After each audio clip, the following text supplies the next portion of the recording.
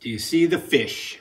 That's the question Harvard professor Louis Agassiz used to ask his students when they came in.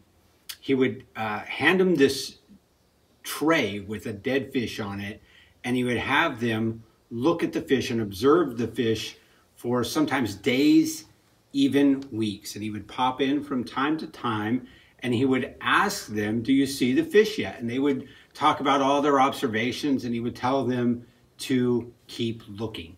When they asked Agassiz what his contribution to science was, he said, I have taught men and women to observe. Now, what he did physically is what we're called to do with all of life when it comes to wisdom. Wisdom wants us to watch and observe and be good at it in order to live the best life possible. We have to watch what we're doing right now.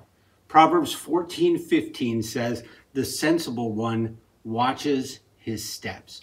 And that means we watch every decision that we make, every financial decision, every relationship decision. Every time we're watching closely to see and make sure that our feet are on the right path, that we don't stray in any way from the path of wisdom. Proverbs doesn't just want us to look at the present, though. It also talks about watching and observing for the future. Proverbs 22:3 says, a sensible person sees danger and takes cover. We are such creatures of the moment, though.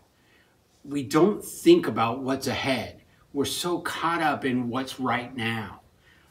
We don't even think about our finances all that much until something goes wrong and we have a crisis.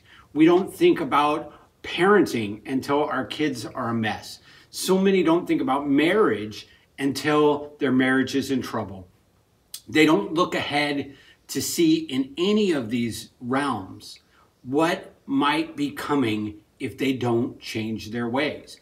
And that's why we have to be so careful and look at our current behaviors and ask, what is the result? What are the consequences of those behaviors if I don't change? Proverbs says, look, if you're smart about this stuff, if you're wise about this stuff, you're going to look ahead and say, what are the consequences of the things that I'm doing right now? So both the present and the future, we have to look at the choices that we're making, the decisions that we're making, and ask some questions about both now and later. We have to truly dissect our own lives in the same way those students dissected that fish to truly see it. We have to become good at observing and ask ourselves, do we see what we're doing?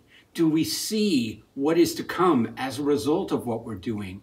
Because wisdom and observation go hand in hand.